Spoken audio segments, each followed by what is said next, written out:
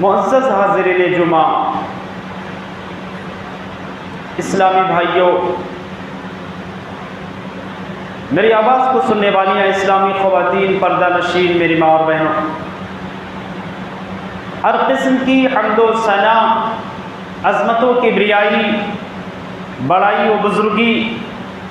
ذو العرش المجید والعظیم کے لائق اور سزاوار ہے، جو اس کائنات اور کائنات کل کا مربی و پالنہار ہے۔ بعدہ لاکھاں کروڑاں درود و سلام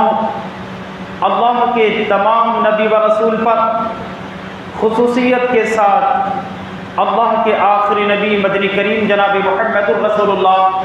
صلی اللہ علیہ وسلم پر۔ دوسرا بٹن بھی دبا۔ حضرات گرامی، آج کے اس موقع مبارکہ میں جو موضوع لے کر کے میں آپ کی خدمت میں حاضر ہوا ہوں، وہ موضوع ہے دل کی اہمیت، اور غالباً اس موضوع کی یہ دوسری نشست ہے۔ رب العالمین سے دعا ہے کہ الہ العالمین اس کہنے والے کو کہنے سے زیادہ اور سننے والوں کو سننے سے زیادہ عمل و اصلاح کی توفیق عنایت فرما۔ اس سے پہلے نشست کے اندر دل کے تعلق سے کچھ تمہیدی باتیں، کچھ بنیادی چیزیں آپ کے سامنے رکھی گئی تھی۔ آج بھی انشاءاللہ العظیم اسی تعلق سے کچھ اہم باتیں، کچھ اہم معلومات آپ کے سامنے رکھی جائیں گی۔ رب العالمین سے دعا ہے کہ پروردگارہ اس کہنے والے کو کہنے سے زیادہ اور سننے والوں کو سننے سے زیادہ عمل و اصلاح کی توفیق عنایت فرما۔ معزز سامعین، ہم اور آپ اس بات سے بہت ہی اچھے طرح سے واقف ہیں کہ دنیا اور آخرت کی کامیابی دلوں پر ہی منحصر ہے۔ اعمال کی قبولیت کا دار و مدار دل کی صحت پر ڈیپینڈ کرتا ہے۔ دل صحیح، اعمال صحیح، سب کچھ صحیح۔ اور اگر انسان کا دل صحیح نہیں ہے تو کوئی بھی عبادت، انسان کا کوئی بھی عمل، انسان کی کوئی بھی قربانی کوئی معنی نہیں رکھتی۔ اللہ تبارک و تعالیٰ نے قرآن مجید کے اندر ارشاد فرمایا کہ یوم لا ینفع مال ولا بنون، جس دن کوئی اولاد اور کوئی دولت انسان کے کام آنے والی نہیں ہے۔ ہاں، انسان کو اگر کوئی چیز اللہ کے عذاب سے بچا سکتی ہے، اللہ کے پکڑ سے، جہنم کے ہولناکی سے اگر کوئی چیز نجات دے سکتی ہے، کامیابی کے منزل تک کوئی چیز اگر پہنچا سکتی، تو اللہ نے واضح کر دیا الا من اتى اللہ بقلب سلیم، کامیاب وہ ہوگا جو رب العالمین کے سامنے قلب سلیم لے کر کے حاضر ہوگا۔ ایک اچھا دل، پاکیزہ دل، بہترین دل، جس کے اندر کوئی نقص نہیں، کوئی عیب نہیں، کوئی جرم نہیں، کوئی غلط کام نہیں، صاف ستھرا دل لے کر کے جو اللہ رب العالمین کے پاس حاضر ہوگا، وہی انسان کامیاب ہو سکتا ہے۔ انسان عبادتوں کا ذخیرہ لے کر کے جائے گا، ریاضتوں کی بڑی گٹھری ہوگی اس کے پاس، ڈھیر سارے اعمال، ڈھیر ساری قربانیاں ہوں گی، لیکن اس کے دل کی خرابی کی وجہ سے اللہ تمام کے تمام اعمال کو رد کر دیں گے۔ اللہ کے نبی نے ارشاد فرمایا الا وان فی الجسد مضغہ، دنیا والوں سنو، جسم کے اندر ایک گوشت کا لوتھڑا ہے، ایک ٹکڑا ہے، اذا صلح صلح الجسد کلہ، وہ گوشت کا ٹکڑا اگر صحیح ہے تو پوری باڈی صحیح ہے، وَإِذَا فَسَدَتْ فَسَدَ الْجَسَدُ كُلُّهُ، اور اگر وہ ٹکڑا گڑبڑ ہے، وہ ٹکڑا خراب ہے، فاسد ہے، تو پوری باڈی خراب ہے، پورا بدن خراب ہے. الا وہی فی القلب، اللہ نے کہا وہ دل ہے. دل صحیح سب کچھ. جو کہ آج دیکھیں گے سماج میں ایک مسلمان کا دل دوسرے مسلمان کے پرتی، دوسرے مسلمان کے تعلق سے صحیح نہیں ہے. ہم نماز تو پڑھتے ہیں لیکن ہمارے دل صحیح نہیں، عبادت تو کرتے ہیں لیکن دل میں کچھ اور ہے. اللہ کے سامنے گڑ گڑاتے تو ہیں لیکن دل غلیظ ہے، دل صاف ستھرا نہیں ہے. کسی کے تعلق سے نفرت ہے، کسی کے تعلق سے حسد ہے، کسی کے تعلق سے کوئی اور برائی ہے. اگر ایسے خراب اور واہیات دل لے کر کے اللہ رب العالمین کے یہاں جائیں گے، یاد رکھنا تباہی سے، بربادی سے کوئی نہیں بچا سکتا. حضرات گرامی، جب دل کی اہمیت اتنی زیادہ ہے کہ دنیا اور آخرت کی کامیابی کا انحصار اسی پر ہے، تو اس دل کو سدھارنے کے کچھ اعمال جاننے کی کوشش کرتے ہیں. اس کی اصلاح کی کچھ چیزیں جن کے ذریعے دل کی اصلاح ہو سکے، جن کے ذریعے جو ہے دل کو سدھارا اور سنبھالا جا سکے، جن کے ذریعے دل کی صفائی کی جا سکے، ایسے اعمال کو جاننے کی کوشش کرتے ہیں. تو اس سے پہلے میں نے بیان کیا تھا کہ سب سے پہلا عمل جس سے اپنے دل کو صاف کر سکتے ہیں وہ ہے قرآن مجید کے اندر تدبر کرنا، احکام شریعت میں غور و فکر کرنا. جو قانون رب العالمین نے ہمیں اور آپ پر نافذ دیے ہیں ان میں غور و فکر کرنا. قرآن مجید کو پڑھنا تو تلاوت کا حق ادا کرنا، اس کے مخارج کو صحیح طریقے سے ادا کرنا، اس کے حروف کی ادائیگی صحیح طریقے سے ہو. قرآن مجید کے جو مطالب ہیں، اس کے جو معنی ہیں، اس کے جو مفہوم ہے، قرآن مجید جو ہم کو پیغام دینا چاہتا ہے اس کو سمجھنے کی کوشش کرنا. قرآن کہنا کیا چاہتا ہے، قرآن میں ہمارا ذکر کہاں ہے، جو ہم اعمال کر رہے ہیں، ہماری جو نیتیں ہیں، ہمارے جو ارادے ہیں، اس کا تذکرہ قرآن میں کہیں ہے بھی کہ نہیں ہے، اس کو تلاشنے کی کوشش کرنا کہ قرآن رب العالمین کے قرآن ہم سے کہنا کیا چاہتا ہے، ہمیں پیغام کیا دے رہا ہے، ہمیں سکھانا کیا چاہ رہا ہے. ان تمام چیزوں پر غور و فکر کرتے ہوئے ہی قرآن مجید کی تلاوت کرنا. اللہ رب العالمین نے قرآن مجید کے اندر ارشاد فرمایا یا ایھا الناس قد جاءتکم موعظۃ من ربکم وشفاء لما فی الصدور. کہ اے لوگو،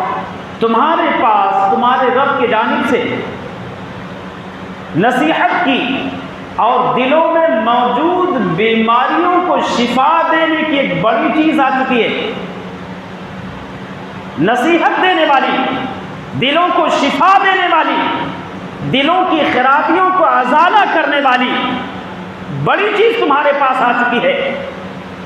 وَهُدًى وَرَحْمَةٌ لِّلْمُؤْمِنِينَ، اور مومنوں کے لیے وہ باعث ہدایت بھی ہے اور مومنوں کے لیے باعث رحمت بھی ہے. دوسری جگہ پر اللہ نے ارشاد فرمایا کہ وَنُنَزِّلُ مِنَ الْقُرْآنِ مَا هُوَ شِفَاءٌ وَرَحْمَةٌ لِّلْمُؤْمِنِينَ، کہ ہم نے جو قرآن نازل کیا ہے یہ سراسر شفا ہے. اس کو پڑھو شفا کی نیت سے، ہدایت کی نیت سے، رحمت کی نیت سے، برکت کی نیت سے سب کچھ ملے گا.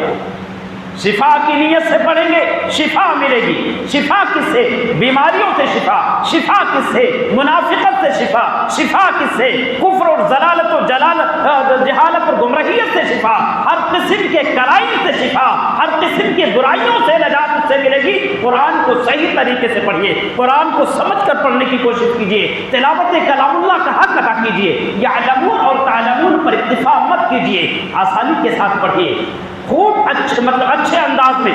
بہترین انداز میں قرآن مجید کو پڑھنے کی کوشش کریں، تب اس کا فائدہ ہوگا. رمضان میں اتنی تیزی سے قرآن کی تلاوت کی جاتی ہے بتانے کے لیے ہم نے 10 قرآن ختم کیے. فائدہ ملے گا کہ نہیں وہ اپنی جگہ پر، اس کی کوئی فکر نہیں ہے. ثواب ملے گا کہ نہیں ملے گا اس کی فکر نہیں ہے. بس یہ بتانا مقصود ہے کہ ہم نے بہت مرتبہ، کئی بار، 5 بار، 8 بار، 10 بار، 15 بار قرآن ختم کیا. یہ بتانا ایسے تلاوت کا کوئی فائدہ نہیں ملنے والا ہے۔ تو اللہ تبارک و تعالیٰ نے بیان فرمایا کہ دلوں کی اصلاح چاہتے ہیں، دلوں کی صفائی چاہتے ہیں، دل کے اندر موجود غلاظتوں کو اگر نکالنا چاہتے ہیں تو احکام شریعت پر غور کریں۔ رب العالمین جو نیم جو ہے بنائے ہیں، جو قانون بنائے ہیں، جو احکام ہمیں دیے ہیں، ان کے اندر غور و فکر کرنا اور قرآن مجید میں تدبر کرنا، غور و فکر کرنا، غور و فکر کے ساتھ قرآن مجید کی تلاوت کرنا، انشاءاللہ العظیم دلوں کے اندر جو خرابیاں ہیں وہ خرابیاں ضرور نکلیں گی۔ ایک اور جگہ پر اللہ نے فرمایا افلا يتدبرون القرآن ام علی قلوب اقفالها، کہ لوگ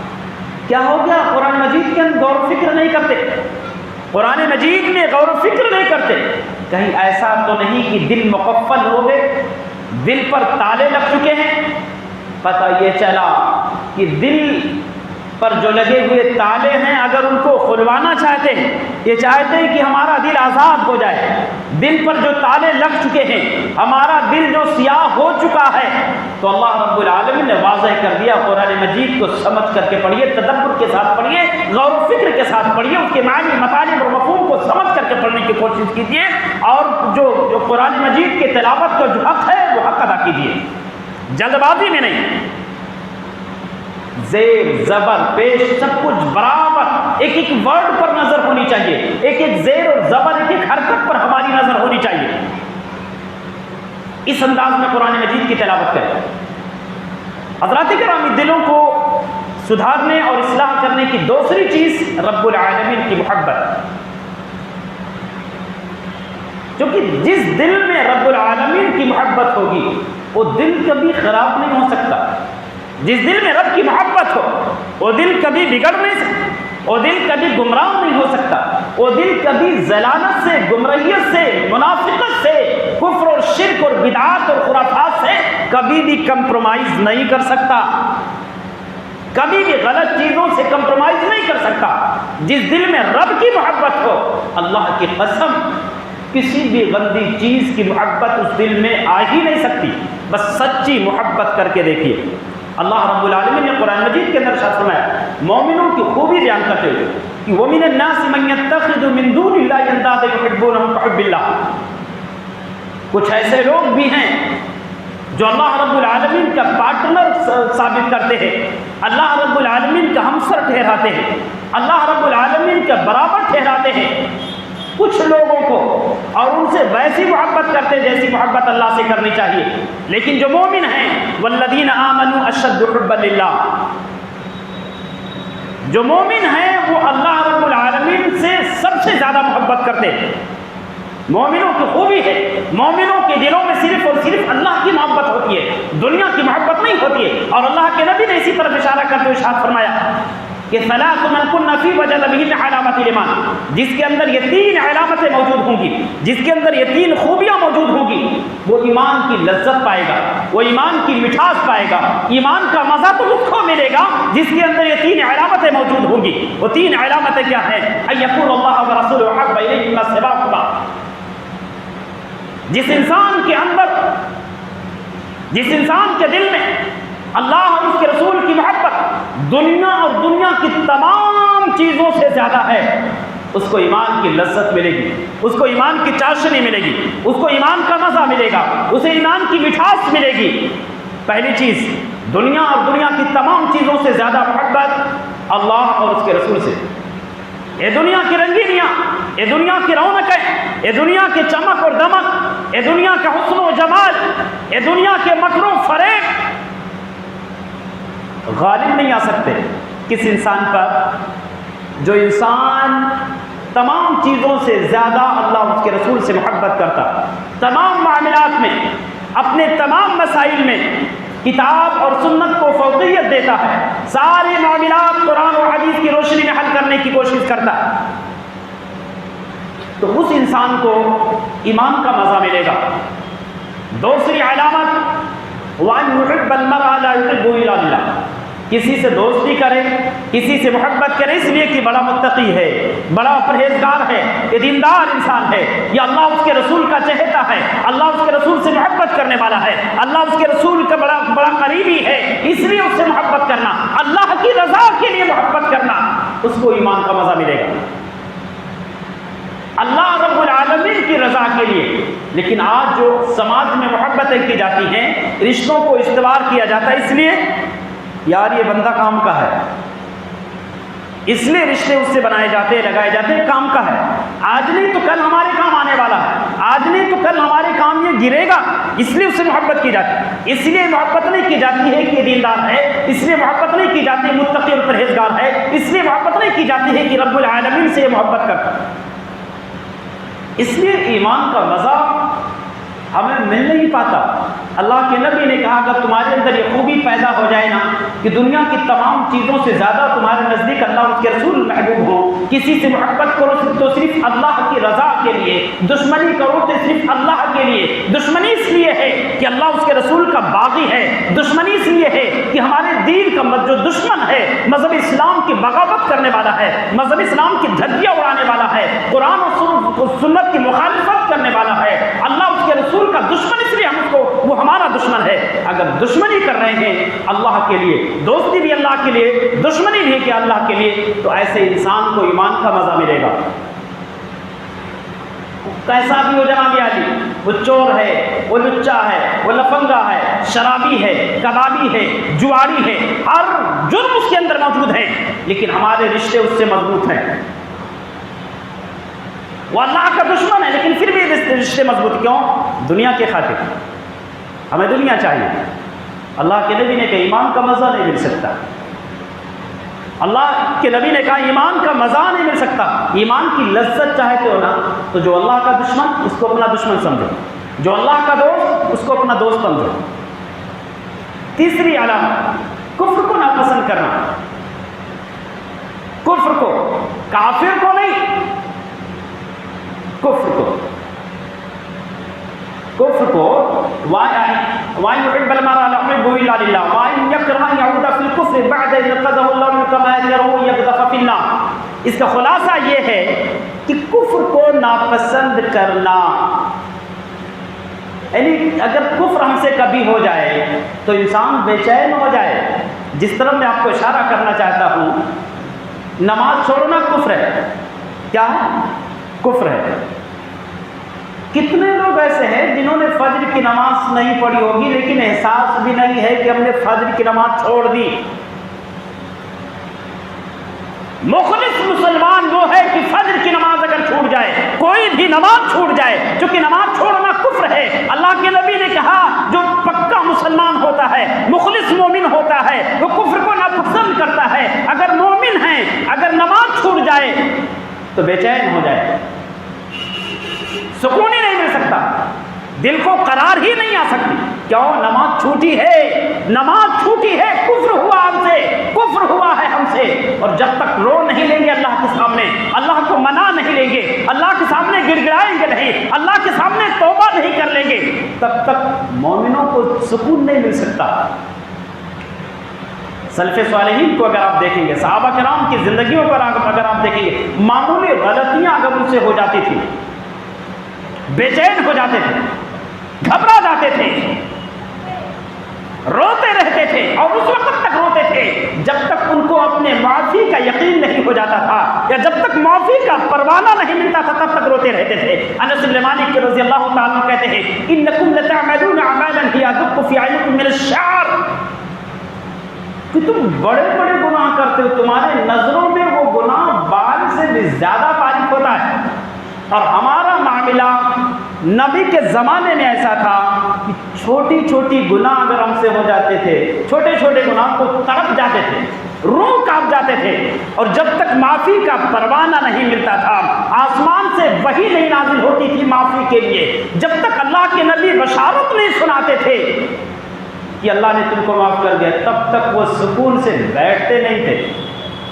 کتنے لوگوں کے واقعات آپ پڑھیں گے ان سے غلطی ہوئی، دربار رسالت میں اپنے آپ کو بحیثیت مجرم کے پیش کر دیا کہ اللہ کے نبی میں مجرم ہوں، میں خطا کار ہوں، مجھ پر حد نافذ کیجیے، انہیں سزا دی گئی۔ حضرات گرامی، تو دل کی صفائی کے لیے ضروری ہے دنیا اور دنیا کی تمام چیزوں سے زیادہ اللہ اس کے رسول سے محبت کی جائے، کسی سے دوستی اور دشمنی کی جائے تو اللہ کے لیے، اور کفر کو ناپسند کیا جائے۔ تیسری چیز جس سے دل کی اصلاح ہو سکتی ہے،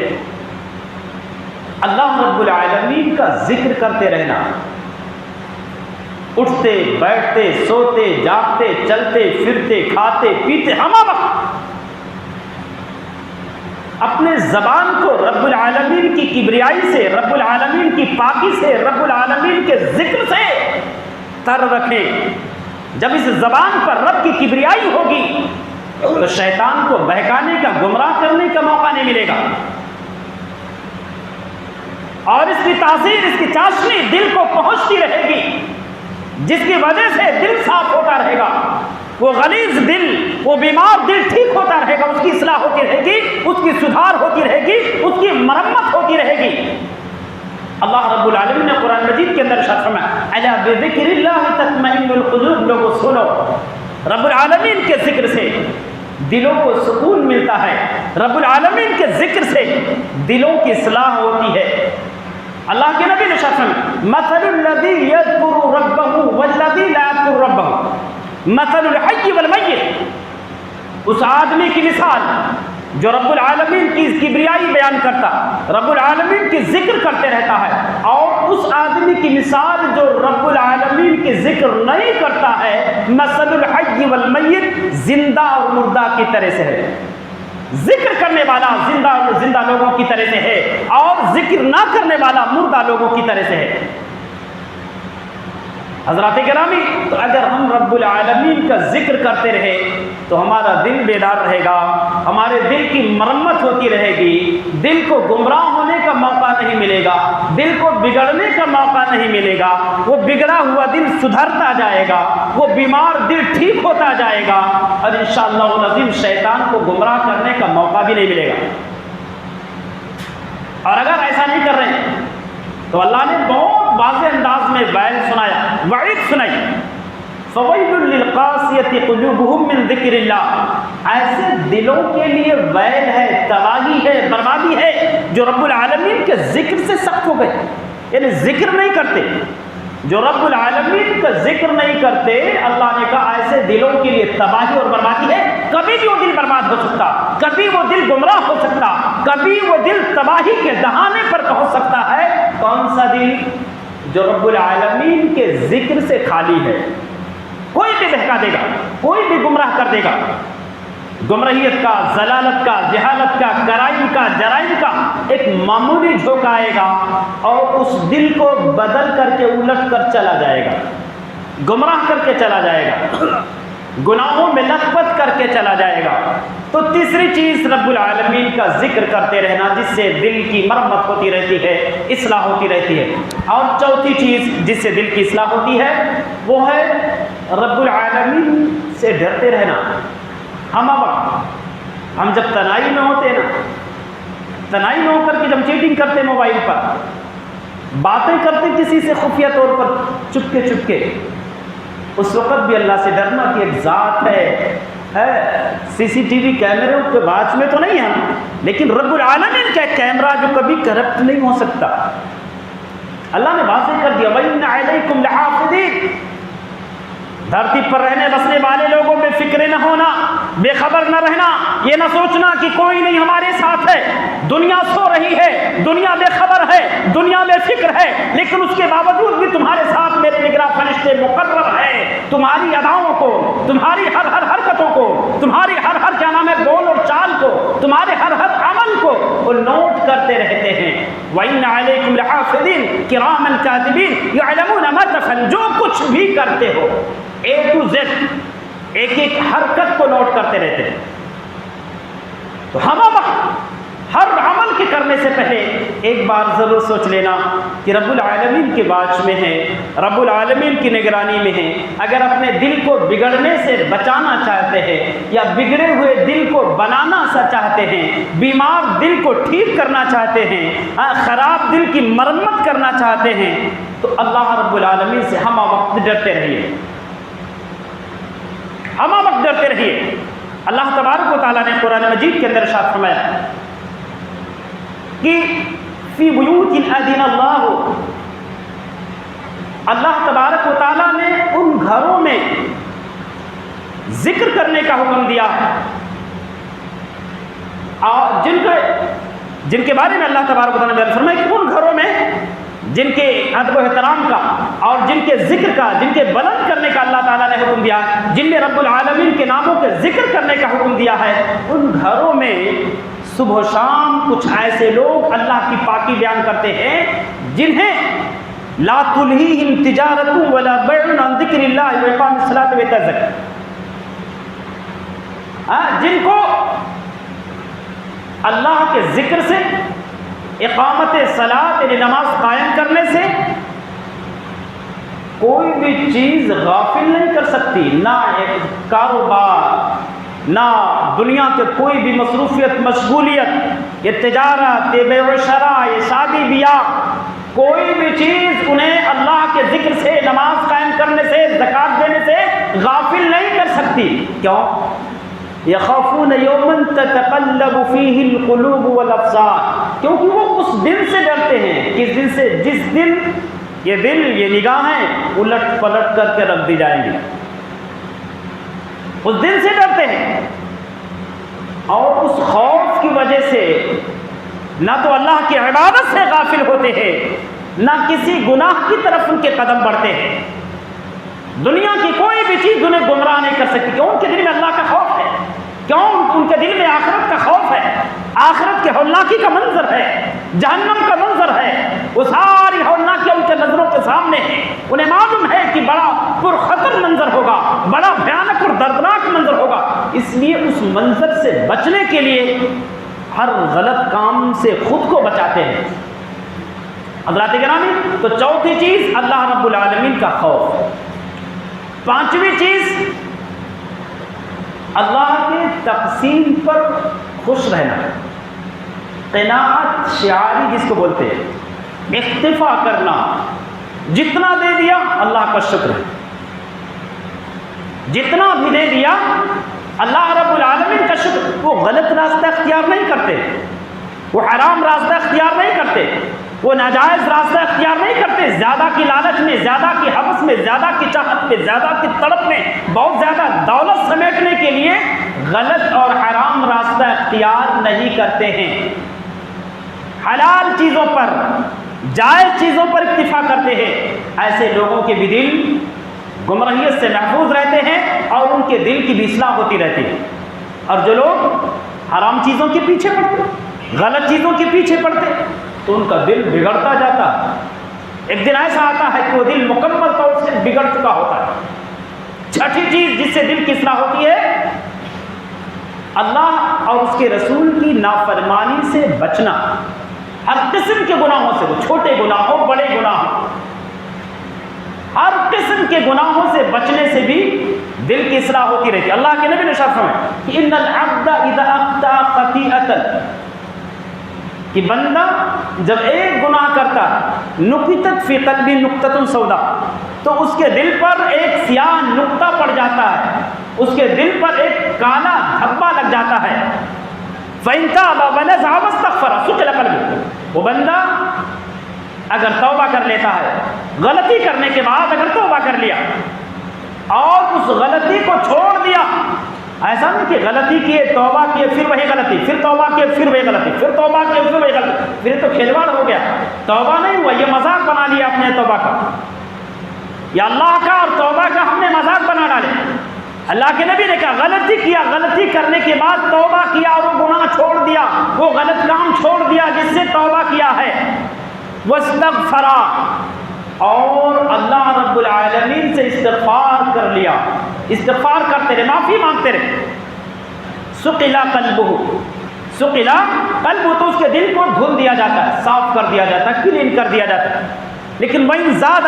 حَتَّى الْقُلْبُ فَذَلِكَ الرَّيْنَ الَّذِي ذَكَرَ اللَّهُ عَزَّ وَجَلَّ فِي الْقُرْآنِ كَلَّا بَرَّانَ عَلَىٰ قُلُوبِهِم مَّا كَانُوا يَكْسِبُونَ۔ لیکن انسان اگر گناہ پہ گناہ کرتا جاتا ہے تو اس کے دل کی سیاہی بڑھتی جاتی ہے، اس کا دل اور زیادہ زنگ آلود ہوتا جاتا ہے، اس کے دل پر ایک سیاہ دھبا لگتا جاتا ہے، یہاں تک کہ پورا دل بلیک ہو جاتا ہے، کالا ہو جاتا ہے۔ اللہ کے نبی نے کہا یہی وہ زنگ ہے جس کا تذکرہ اللہ نے کیا، کلا بران علی قلوبہم ما کانوا یکسبون، ہرگز نہیں، ان کے دل، لوگوں کے دل زنگ آلود ہو چکے ہیں ان کے غلط کاموں کی وجہ سے، اب ہدایت نہیں مل سکتی۔ حضرات گرامی، تو چھٹی چیز ہے گناہوں سے بچنا، اور ساتویں چیز جس سے دل کی اصلاح ہوگی، ہم وقت توبہ و استغفار کرتے رہنا، توبہ کرتے رہنا۔ اللہ تبارک و تعالیٰ نے قرآن مجید کے اندر ارشاد فرمایا یا ایھا الذین آمنوا توبوا الی اللہ توبۃ نصوحا عسیٰ ربکم ان یکفر عنکم سیئاتکم، کہ اے ایمان والو اللہ رب العالمین سے سچی توبہ کرتے رہے، فائدہ کیا ہوگا؟ عسیٰ ربکم ان یکفر عنکم سیئاتکم، رب العالمین تمہارے گناہوں کو معاف کر دے گا، تمہارے گناہوں کو درگزر کر دے گا، اور جب گناہ درگزر کر دیے جائیں گے پتہ چلا دل کو اللہ تعالیٰ بھول دے گا توبہ کرنے سے، استغفار کرنے سے۔ یا نماز ہوتی ہے، جیسے جماعت ختم ہوئی اتنی تیزی سے بھاگا جاتا ہے، نماز کے بعد کے جو اذکار ہیں، جو مسنون اذکار ہیں، جن اذکار کا اہتمام میرے نبی پابندی کے ساتھ کرتے تھے، اب تو اتنی نیکیاں ہمارے پاس ہو گئی جناب عالی کہ ہمیں ان اذکار کی ضرورت ہی نہیں ہے، سنتوں کی ضرورت ہی نہیں۔ جیسے جماعت ختم ہوگی ایسا لگ رہا ہے کہ کوئی طوفان آیا ہے، کوئی زلزلہ آیا، اتنی تیزی سے بھاگیں گے۔ یہ کیا ہے یار؟ یہ کیا ہے بولیے؟ یہ ہماری اور آپ کی بدنصیبی ہے۔ اللہ نے موقع تو دیا لیکن شیطان نے اس موقع کو ضائع کر دیا، بھگا دیا یہاں سے، چونکہ وہ نہیں چاہتا کہ ہم توبہ کر لیں، وہ نہیں چاہتا استغفار کر لیں، وہ نہیں چاہتا ہم سنتوں کا اہتمام کر کے رب العالمین کو راضی کر لے، خوش کر لے، وہ نہیں چاہتا کہ ابن آدم مزید رب العالمین کے سامنے سجدہ کر لے، اس لیے یہاں سے جلدی سے بھاگو۔ اور بھاگ کر جاتے کہاں؟ یہی مسجد کے سامنے، تو کسی آفس میں نہیں جا رہے ہوتے، یا کوئی اور مشغلہ نہیں ہوتا ان کے لیے، کہیں نہیں، مسجد کے باہر جا کر کے باتیں کرتے ہیں،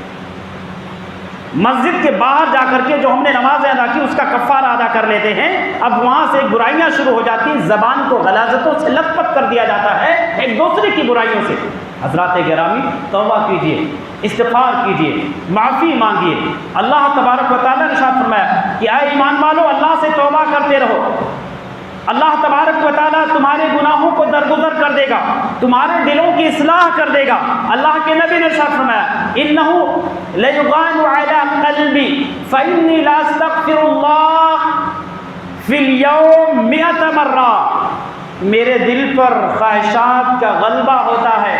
میں ایک دن میں 100 مرتبہ رب العالمین سے استغفار کرتا ہوں۔ بتائیے اتنی عظیم ہستی، کائنات کی سب سے بڑی شخصیت جو خلیل اللہ ہیں، رب العالمین نے جنہیں خلیل اللہ کا مقام عطا کیا ہے، رب العالمین نے جنہیں امام الانبیاء والمرسلین کا مقام عطا کیا ہے، رب العالمین نے جنہیں کائنات کا سب سے عظیم انسان بنایا ہے، جو معصوم عن الخطا ہے، جن کے معافی کا اعلان ہو چکا ہے، جن کے بخشش اور مغفرت کا اعلان ہو چکا ہے، ان کا عالم یہ ہے کہ بیان کرتے ہیں کہ میں ایک دن میں 100 مرتبہ رب العالمین سے توبہ کرتا ہوں، استغفار کرتا ہوں۔ کیوں؟ میرے دل میں خواہشات کا غلبہ ہوتا ہے، دل کچھ کا کچھ کہتا ہے، کچھ خیالات دل میں آتے رہتے ہیں، ان خیالات کی وجہ سے میں رب العالمین سے استغفار کرتا رہتا ہوں، توبہ کرتا رہتا ہوں، چونکہ انسان ہے۔ حضرات گرامی، تو دلوں کی اصلاح کے لیے توبہ و استغفار کرنا بہت ہی زیادہ ضروری ہے۔ آٹھویں چیز علم دین حاصل کرنا، اس سے بھی دل کی اصلاح ہوتی ہے، اور علماء کی مجلسوں میں بیٹھنا، وہ علامہ گوگل کے پاس نہیں، علامہ براؤزر کے پاس نہیں، وہاں سب کچھ مل سکتا یارو، لیکن تربیت نہیں مل سکتی، سمجھ رہے؟ اتنی بڑی بڑی شخصیتیں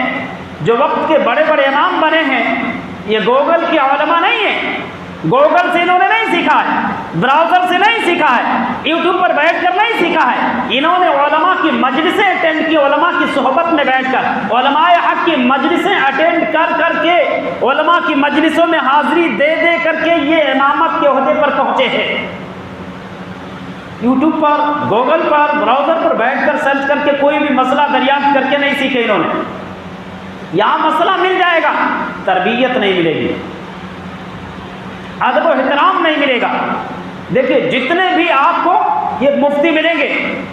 وہ سب گوگل والے مفتی ہیں، گوگل سے پڑھے ہوئے ہیں، اور جب گوگل سے پڑھے ہوئے ہیں تو ان کے نظر میں انسانیت کی قدر نہیں ہوتی ہے، جھٹ سے کسی کو منافق بولیں گے، جھٹ سے کسی کو مشرک بولیں گے، کسی کو فوراً کافر بول دیں گے۔ لیکن جو علماء کی تربیت میں رہ کر کے علم دین حاصل کیے ہیں نا،